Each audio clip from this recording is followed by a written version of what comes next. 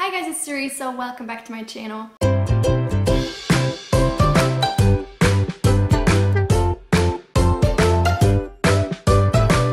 So since it's almost the end of 2018 and I wanted to make a point this year reading new releases, as you can probably tell by the fact that I reviewed every single one of them in an individual book review. If you wanna check out that playlist, I will link it in the cards and down below. But since I was kind of really interested in reading anticipated releases this year, I thought it would be kind of cool to actually look back on the video I did where I talked about those anticipated releases for the first time and kind of like see if I actually read all of them. Because I actually quite enjoy doing these types of videos, like books I'm excited to read, but then at the end of the day I sometimes don't get around to actually reading all of them, and I kind of just want to see how I did this year. And I thought, since I did film an anticipated releases video, I might as well just react to it, I guess, and see if I actually read all of them or any of them. So I've got my headphones ready, and I guess we could get started. Hi guys, it's Teresa, welcome back to my channel. Today I'm going to talk about some of my most anticipated 2018 releases. I've been collecting this list for a while now. I'm just kind of having an eye out on some stuff that's going to be coming out probably in 2018. I know I'm a little bit late with this video because one of the books I'm mentioning is actually coming out today and you're not going to see this for another week, but anyway. It's a 2018 release and I don't own it yet, even though I pre-ordered it, so rules. Let's just get into it. So the book I already mentioned, which is coming out today on the 9th of January, is The Widows of Malabar Hill by Sujata Massey. I actually did read that one. I bought it pretty much immediately. It's like the first 2018 release, I guess, that I read this year. I really enjoyed it. It was such a surprise to me because it's, I think, a debut novel, and I didn't know what to expect kind of going into it, but it's set in India and it's a really well-written mystery and I really enjoyed it. Like, honestly, I loved the historical setting of it, and yeah, if you haven't read it yet, I highly recommend it if you're like a mystery fan. The next book I'm really excited is hopefully coming out this year is Throne of Oblivion by Scott Lynch. This is book 4 in Gentleman Bastards sequence. I mean, had it actually come out this year, I definitely would have bought and read it. This is the 4th book in the Gentleman Bastards series, or like the first book of which is The Lies of Locke Lamora. I love that series, but the release date has been pushed back again, so this book will make a reappearance on my anticipated releases for 2019 because I really hope it's finally coming out next year. I think it's supposed to, but then again, it might change again. Who's to say? Super annoying though. I really wanted to read this one. So far we've got one read and one would have read if it had actually come out. Then we have Competence by Gail Carriger. This would be book 3, I guess, in the... I can't remember what the series is called. It's the follow-up series to the Parasol Protectorate. Oh, the Custard Protocol. They always have such quirky names. Okay, so Competence is a book, I think it came out this summer or early fall, and it's on my list, but I actually haven't read it yet. I haven't even bought it yet. I do still want to. I really enjoy Gail Carriger's books. I think they're quite witty, even though at a certain point her books tend to become a little bit samey, so I don't really know, but I'm definitely still interested in reading this. Like, I mentioned her as an author in one of my recent videos, so I definitely think that still counts.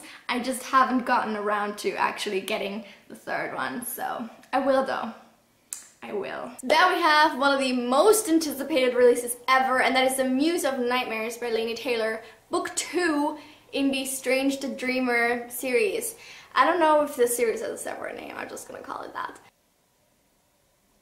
Another book, another author that I mentioned in my Author by Authors, and another book I haven't actually purchased yet. The reason for this one though is because these editions are really expensive. They're like 20 bucks each and I really need to save some money right now, so I haven't bought it because it just came out. I don't know, actually, I have no idea when this came out, but ever since it did come out, I have not heard a single thing about it, and that worries me a little bit because Strange the Dreamer was so like much talked about, and since the sequel isn't, I don't assume that's a good sign, but I obviously still want to read it. It's still on my to-buy list. As soon as I come into some more spending money, hopefully around Christmas, I will buy it, but until then, it hasn't happened yet. So far I've only read one book from this list and it's not looking good for me. Then we have Saga Volume 8, which I'm not even sure is coming out, but I'm just kind of assuming it is because there's been a new volume every year, and of course I'm gonna get that.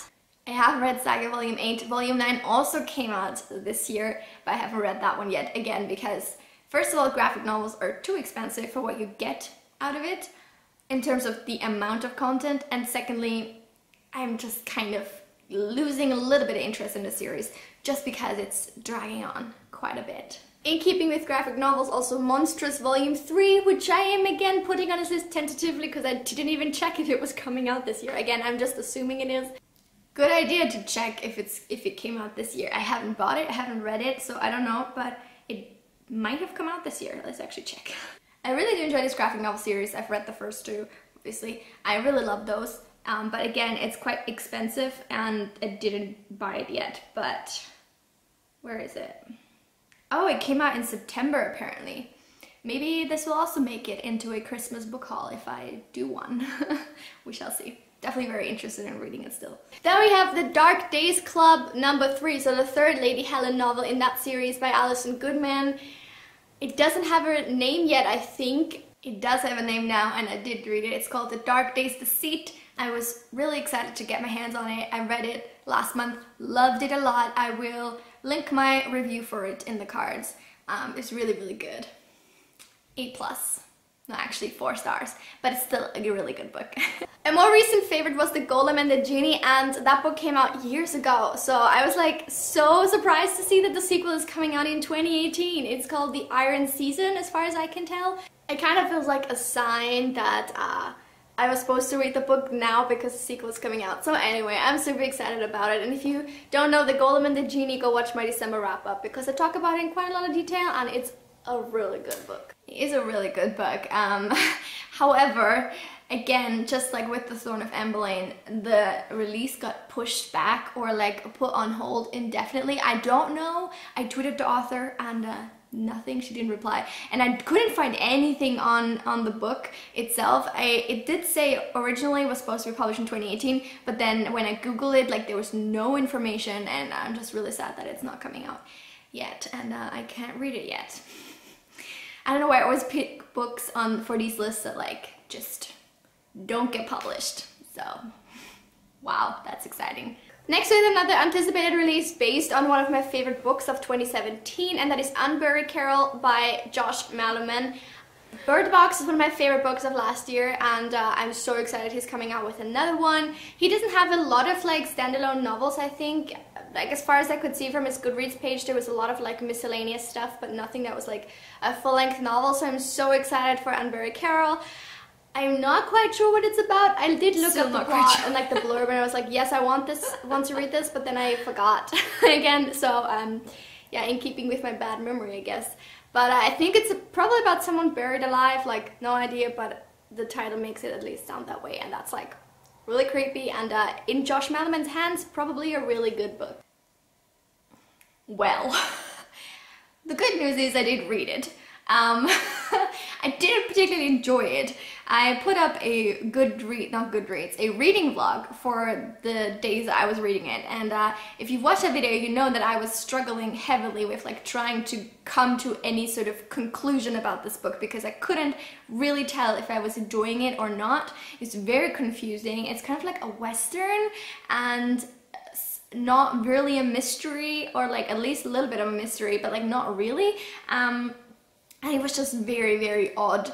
Not badly written necessarily, but just like really confusing, and I still am not sure. I think I rated it like a 2.5 stars, but I still am not sure how I really truly feel about it. It's that confusing. But at least I've read it. So that brings us to, I think, how many books now? Oh, I should have kept track. I'll put it somewhere on the screen of how many I've read and how many I haven't, but I'm pretty sure I still have more unread than read. Then we have another YA book, and if you're wondering why there's so many on here, it's because they're like all like series usually. There's so many series in YA, and if I enjoy something then I will want everything of it. But this is a new one, and I'm like usually not that excited about new YA releases, but this is different. And that is A Dance of Thieves by Mary Pearson. I read the Kiss of Deception trilogy years ago and really enjoyed it. It's the only one I remember from say this much list. because a few years ago I was super into YA. I wasn't that critical of a reader, to be honest. Like anything that was semi-decent I was like hyped for. So at this point I have no idea what I'm gonna think of it, but I still want to give it a try. I just like want to have a look what Mary Pearson is coming up with this time, and yeah, it sounds really cool, so let's see. At the very least, I'm gonna get a rant video out of it if I completely hate it, so what can go wrong? Not a lot, to be honest. I actually quite enjoyed this book. I think I gave it like 3 stars or 3.5 stars or something. I read it also last month, or no, 2 months ago, I can't remember, but I have the review, so go check it out. I was quite surprised by it, honestly, because as I said in that video, I have kind of, my reading tastes have changed quite a lot, and I've become definitely more critical, especially of YA, because I've read so much YA at this point that it's really, really hard to impress me, and for books to come out that I actually like don't hate. So this was on the good side. I think people who enjoy YA will enjoy this, and people who are a little bit more critical, it will depend on like their mood, I guess, or on their frame of mind or whatever influences how you enjoy books. For me, it was definitely, I read the book at the right time and I enjoyed it, I had fun, I didn't think too much about it, I didn't like dissect it and analyze it, and whenever I can manage to do that, I tend to enjoy the book more, obviously. So I don't think this one was such a bad one, and it didn't end up being a rant video, which is good or bad, depending on how you look at it, like which video you prefer. And the final book is a bit of a random one. This is the 7.5 Deaths of Evelyn Hardcastle. I put some and I feel like there's some editions in like some countries where it's just called the 7 Deaths, so I'm confused, like, do they count differently in different countries, or what's happening here, or like, I don't know. But anyway, I don't know the author's name, unfortunately, but I have heard about this book like months ago, and since then I've been sort of obsessed about it. Like, I don't know why, but the premise sounded really cool to me, and again, I kind of forgot it. I just remember that I liked it, and I was trying to get the ARC. I couldn't get the ARC, so now I guess I have to buy the actual thing. I just like want to read it. Like, I have, for no apparent reason, because I literally heard it mentioned once, I have hyped myself up for this book so much these past months, and I don't know when exactly it's coming out, but you bet your ass I'm gonna get it, and we shall see what happens. Again, it could be good, it could be bad, I have no idea, but I'm gonna do it. I'm just going to do it. So this one is interesting because, first of all, I forgot I put it on this list. I did. I don't know why, because as I said in this video, I was obsessed with the book before it even came out, and it was just an instinct I had. Like, I just heard about the synopsis and I was so into it and I needed to have it, and then I bought it and it became my favorite book of 2018, no joke. I loved every second of it. It's like a 500-page book. I read it in no time at all. I was so invested. It is so well written, it's so good, it's so smart. I'm sorry, I keep like fidgeting because my feet fell asleep. But it's just so fantastic, and honestly, I'm so happy I found it. I'm so happy I read it. I loved everything about it. Like, I have no criticisms at all because it was just the perfect book for me.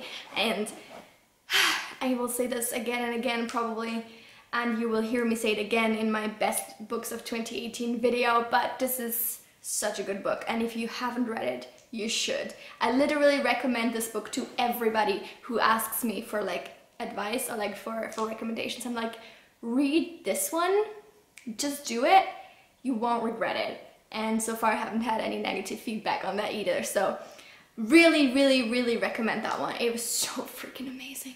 I keep playing around with the earphones, I'm sorry, but I'm so excited about the book. I mean, I don't know why I'm retrospectively excited because I already read it, but I guess I'm excited about my reread and just to have found a book that I love so much. So there we go, that is all of my 2018 anticipated releases. I honestly did better than I thought I would, because I was just, I think, more focused on it in general this year and like looking more for it.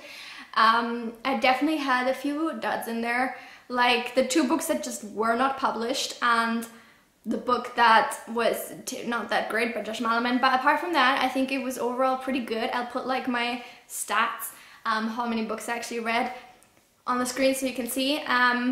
yeah, I don't think it was that bad. I'm really hoping to keep that up in 2019. I don't really place too much value on just reading current books or like reading the newest books immediately. I'm a mood reader, I've said this before, and I'm not really able to force myself to read a book just because it just came out. Even if I'm technically excited about it and anticipating its release, when it does come out, I might actually not be in the perfect mood to read it then and there. But I do want to try to read a little bit of the newest releases as well, just because I think it's important to have like a balance going, at least to me it is.